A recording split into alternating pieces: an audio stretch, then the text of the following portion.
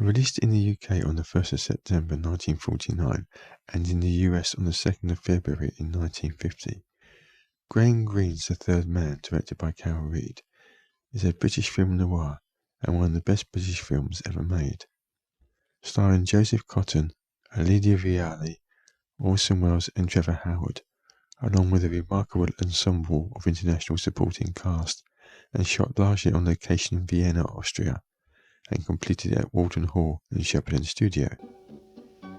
I never knew the old Vienna before the war with its Strauss music, its glamour and easy charm. I really got to know it in the classic period of the black market. Now, the city, it's divided into 4 zones, you know, each occupied by a power, the American, the British, the Russian, and the French. But the center of the city, that's international, policed by an international patrol, one member of each of the 4 powers. And it's into this world that Holly Martin, a struggling pulp fiction writer, arrives to meet his good friend Harry Lime. But no sooner has he arrived does Holly discover from the porter that Lime's dead, hit by a car just outside, and that he's being buried that morning. Getting to the cemetery in time, Holly meets a British Army officer, Major Calloway, who is investigating Lime's death. He also notices that a number of associates of Lime's, as well as his girlfriend, has attended the funeral. He's slightly warned by Calloway that he should leave Vienna and not get involved with things he doesn't understand, but thinking Calloway doesn't care that Harry's dead, is determined to stay, taking the chance to be a guest speaker at a British cultural event, giving him a couple of days to investigate.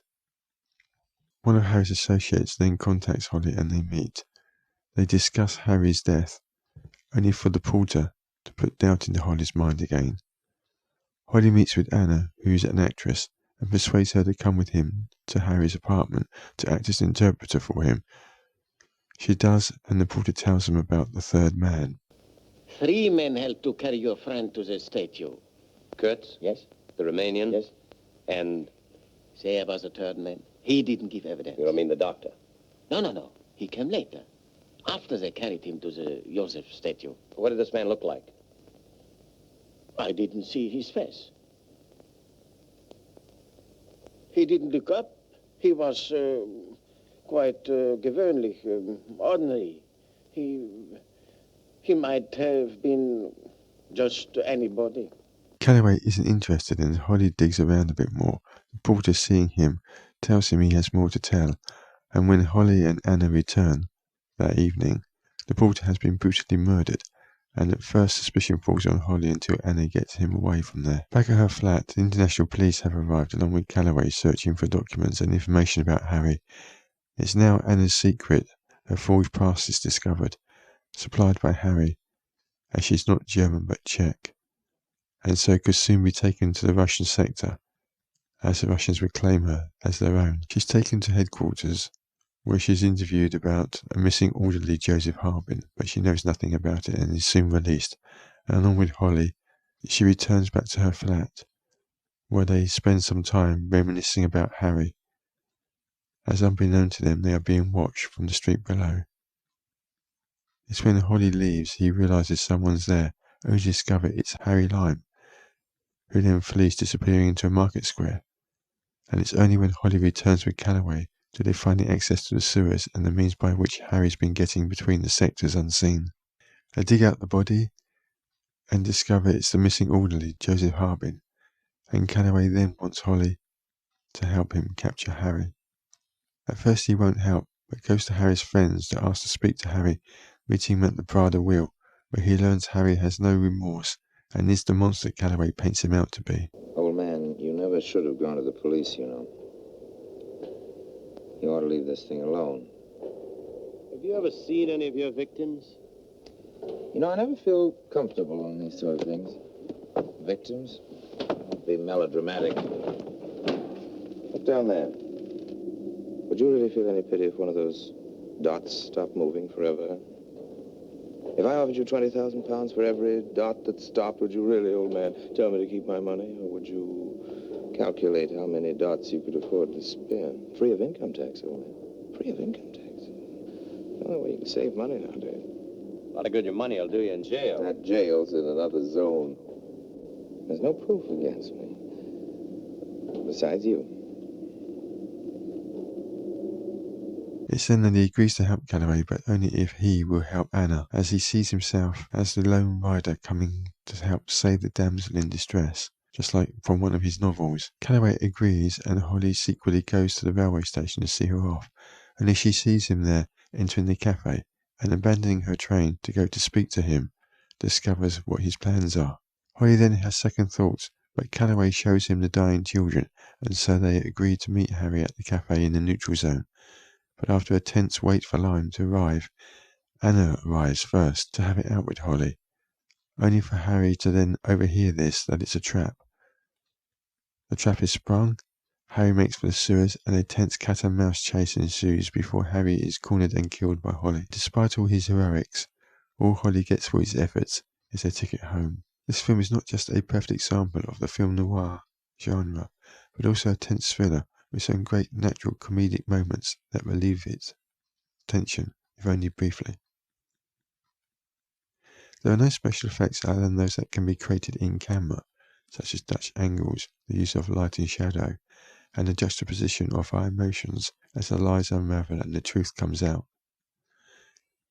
Being shot mostly on location not just adds to the sense of realism, but creates Vienna as a character too.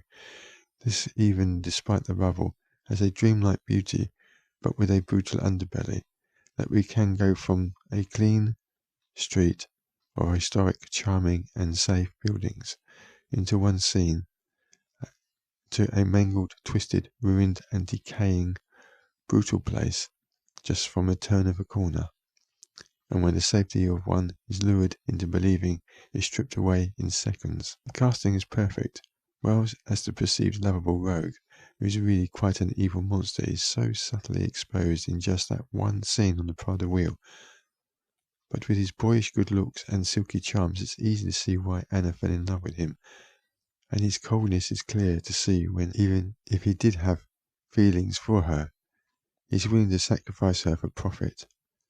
Cotton, as a naive idealist who sees all his values and dreams he's cherished, challenged, and his certainties destroyed, is such a changed man by the end. Lydia is more than a dumb damsel, but a complex woman dealing with grief, betrayal, and the fear of extradition to the Soviet Empire. Seeing all her dreams slowly evaporate before her is somewhat withdrawn by the time the story ends.